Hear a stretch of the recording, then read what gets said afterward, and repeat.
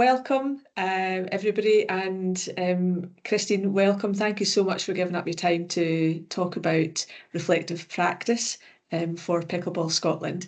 I'm talking to Professor Christine Nash, who is a professor in sports coaching at the University of Edinburgh, and she's very kindly agreed to come and talk today about the value of what is reflective practice and the value of it for coaches, particularly within Pickleball Scotland. So, Christine, just to start with, please, could you tell us a little bit about reflective practice in its broadest sense? What is it? Well, that's kind of a loaded question, but if I was to say it in its simplest sense, it's really about thinking about what you do. And I think there's two main ways of doing this. There's thinking about your actions after you've done them, and there's thinking in your action while you're actually doing it. And an awful lot of times that can be referred to as decision making as well. Both of these concepts are really important in coaching. And that sounds like it's something that's quite common sense, that it's something that as coaches we should be engaging in all the time, just as in our day-to-day practice. I would definitely agree with that. I mean, I think having looked at this for over the last 10, 15, well, probably more than that, years, it's something that I think can make a huge difference to your coaching practice without a lot of effort from external people. Because for me, reflective practice is something that once you grasp what you're doing, you can actually answer a lot of the questions you have about your coaching by yourself. And when I introduced you, we said about you are a professor of sports coaching, but you've got a particular interest and expertise in this area. Do you want to tell us a little bit more about that? Yeah, it's interesting, and I think this really started because I started as a coach, and one of the things that I realized when I was coaching that there weren't a lot of places, of people, of organizations that coaches should go to get the right type of information that I felt would improve my practice as a coach. And one of the things that I did look back to was my experience as a teacher. And we were expected to reflect at that point. It's something that doesn't really happen to a degree in coaching. And it kind of fueled my interest in the whole area of how do coaches gain knowledge. And I kind of went down the path of expertise at one point and looking at how coaches develop that. But actually, what I found as a result of all of this was that reflective practice was actually a very, very good method of getting to be an expert or trying to develop expertise. So I think what you're saying here is that reflective practice isn't a new concept, but maybe it's new to our consciousness as coaches in Scotland. So do you think it's something that's suitable for coaches with like a variety of levels of experience? Is this something that beginner coaches and I suppose performance coaches should and could be engaging with? Yes, I think the answer to that is very definitely yes. Reflective practice is not new. I mean, the origins of that date back actually to the 1800s with John Dewey originally. But I think that it's become more prevalent in certain industries. Teaching, I mentioned, the medical profession use a lot of reflective practice as well. Reflective practice, I don't think, is a new concept in coaching, but in my experience, I've found that there is an assumption made that people know how to reflect, and the actual process of how to reflect is not taught. It's just think about this, evaluate that, reflect on this with no real framework about how you would start to do that. So I've looked at reflective practice with beginner coaches, it can be very effective there. I've also looked at reflective practice with elite coaches, and again, it can be very very effective within those types of situations. I think, though, what we need to do is we need to embed it properly. And I think that's one of the things that Pickleball Scotland are doing well, in that they cover that in their first level of coach education, and they actually explain how reflective practice should work. Now, the one thing that I would say to coaches if they want to adopt reflective practice is it does take practice. It's like any other skill that you learn. It's not something that you do purely within a coach education course or a coach development course and then you just leave it. It's got to be something that you keep practicing, and you will get better at it. Your reflections will become more meaningful for you. And you'll also be able to integrate other sources of information into your reflective practice as well, which gives you a lot of things to consider about how to improve your coaching. We've spoken, or rather you've spoken a lot about what is reflective practice, and it's great that Pickleball Scotland is incorporating it into their coach education awards. And if it's possible to put it into a nutshell, what do you think is the value of reflective practice for coaches? It's interesting because I was having this discussion. I'm working with a group of ice hockey coaches at the moment in the US, and we've been talking a lot about reflecting on our coaching. And I think one of the things that you get the most benefit from is reflective practice depends very much on your context. And I think that's the thing that makes it different from what I would call a generic coach education course. So if you're on a coach education course, you're usually in a group of participants who are all at the same level. They're trying to achieve the same goals. But the difficulties arise when you go back into your own context, because with the best will in the world, no coach education course can, I suppose, take into account all of the different types of contexts that people work in. So if you are able to reflect and ask those critical questions of yourself, but you know your environment where you're working in, that's what makes it such a valuable tool.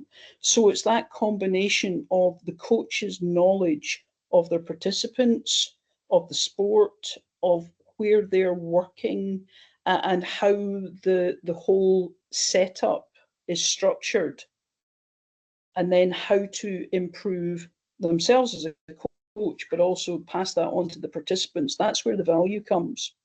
Did that answer your question? Yes, it did. It definitely did. Thank you. We're going to move on now to talk about Gibbs cycle of analysis, so the Gibbs framework. And I know that there are different ways to reflect on our coaching practice. And I think that's probably a whole other video on the different ways to do this. But at Pickleball Scotland, we've decided to use Gibbs as the framework for enabling coaches to reflect on their practice. So can you tell us a wee bit about what is the Gibbs cycle, and why is this a particularly useful model to use for our courses? Well, Gibbs cycle is probably the most commonly used reflective practice framework. And I think one of the reasons for that is because it's circular. In that it gives you a number of steps that you can go through, and you have questions that you can ask at each one of those steps. So, you start off with a situation, you evaluate how that situation made you feel, you think about what you could have done differently. So there's a number of things that you would then conclude from that, which takes you to an action plan, which would then lead into the next situation. So it's a circular process. It doesn't end. It keeps on going. And it's something that the more that you can get into doing that type of analysis after every session, the more that will help your reflective practice. But also you'll be able to build up a series of, I suppose, identifying strengths and weaknesses within your own coaching. But it's also something that if you're not very familiar with using, there are a number of places where you can get questions that you can use to support your thinking at various stages of the cycle. So I think Pickleball Scotland chose the right one to start with. And as you're talking there, I'm busy thinking about Gibbs Cycle being probably most appropriately used for reflecting on practice. So as you said already, after a session has been completed, to then reflect on the whole session. And again, I think this is what I'm going to suggest now is a discussion for another video, which is what can coaches do to reflect in the moment, you know, make these in the moment decisions and analyze what's happening in front of them at any given time. And that sort of relates a wee bit to what you said earlier about know your players, know your participants, know your context, know I suppose know the aims of what you're trying to get out of that particular session or part of the session. And I think as well, building into that, we begin to look at a sort of having a toolkit, a repertoire of approaches and ideas that we can draw on. But I think that maybe is for another video. I think you're right, but I think that's the thing, you know, if you've got your action plan well thought out and a similar situation occurs in front of you on the court that has happened previously, because you have reflected on that and you have your action plan, you're much better prepared to be able to deal with it. So although you are reflecting on your action using Gibbs Cycle, it does help you with your in-action thinking as well. Thank you for that. What do you see as some challenges for coaches in engaging with reflective practice as part of, particularly as part of quite a short coaching award programme?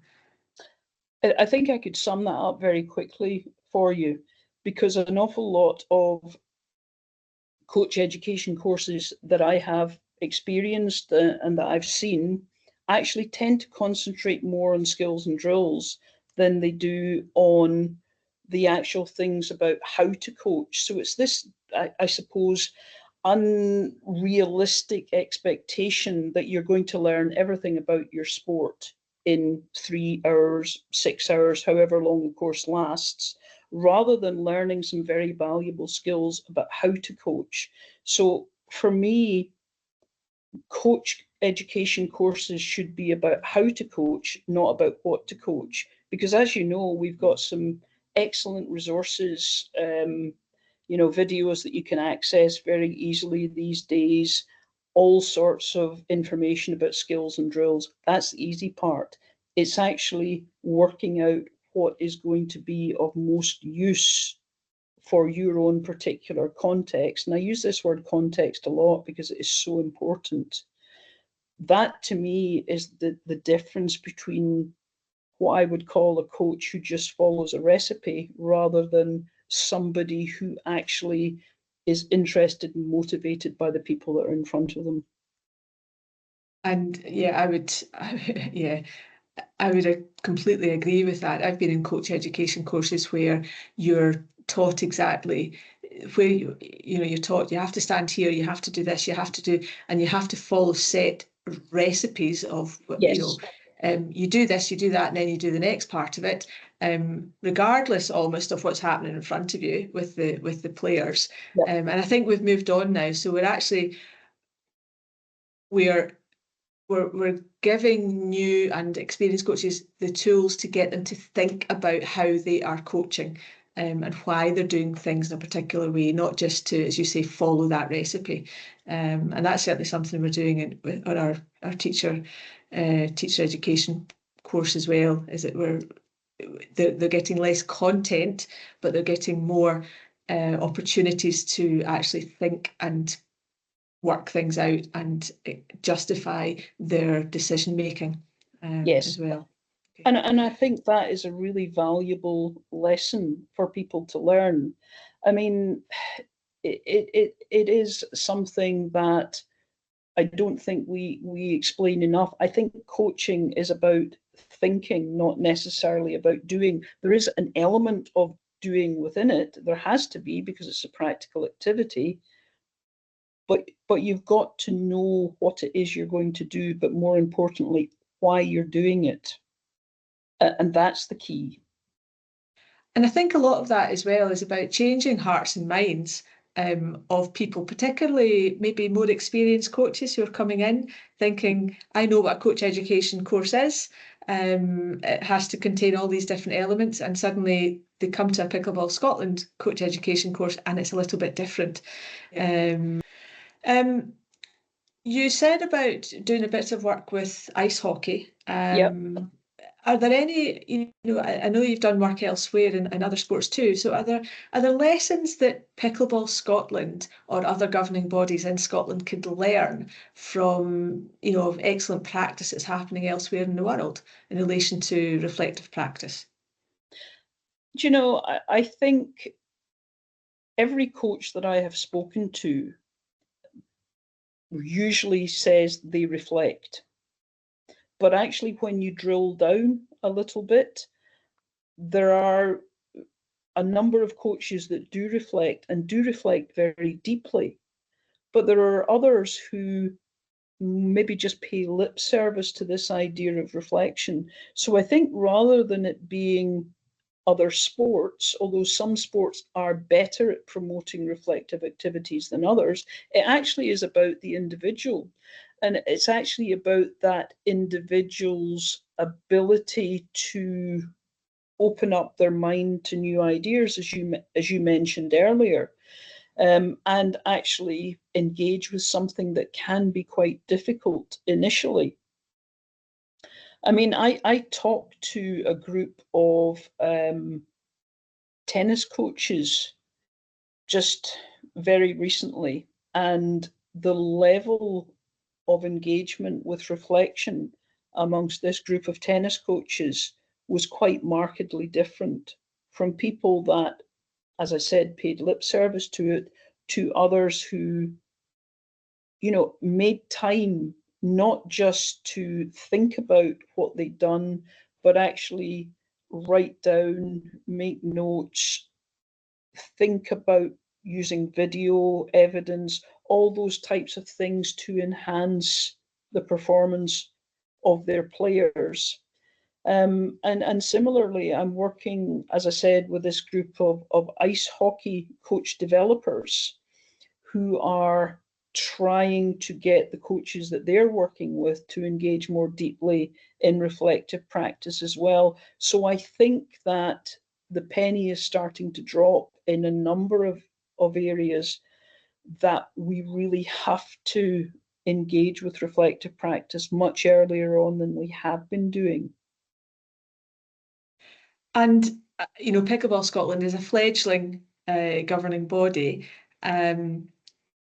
So what can we at Pickleball Scotland and the University of Edinburgh, what can we offer other sports and, governing bodies in terms of supporting their reflective practice in Scotland?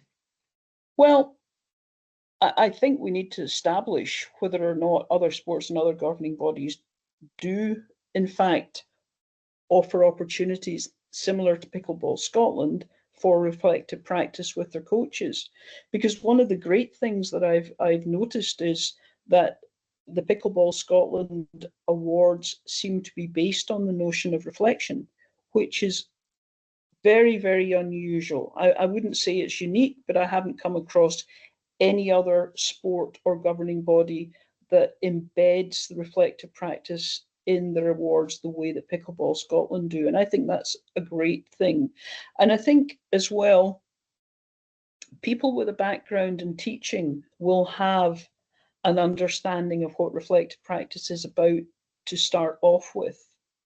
Now, I think that one of the key things that we need to do is to explain to people how vital, spread the gospel, how important reflective practice is within coaching. Because I really do think it makes a huge difference. And final point, before we started recording, you told me a story about the book chapter that you're currently writing. Do you want to share that with us? Because I think it's a really interesting point that we're probably all reflecting all the time. We just maybe don't realise that we're doing it. Yeah, I think that's right. I mean, I'm writing a book chapter at the moment, and it's kind of like a case study based around a particular coach who happens to be a 4-time Olympic rowing coach. And he was explaining to me that he started reflecting when he was coming home from school and his parents were asking him what he was been doing, how it was working for him. And it was very natural activity, as he said, sitting around the kitchen table. The thing is, he kept that and he kept doing that throughout his school life. And he didn't realize it was reflection until he went on to university at the age of 18. But he is still using it in his coaching now. Thank you. Professor Christine Nash, thank you so much for giving up your time to do this recording. And I suspect that this will be the first recording of a few to follow, I think. Thank you. Thank you, Sharon.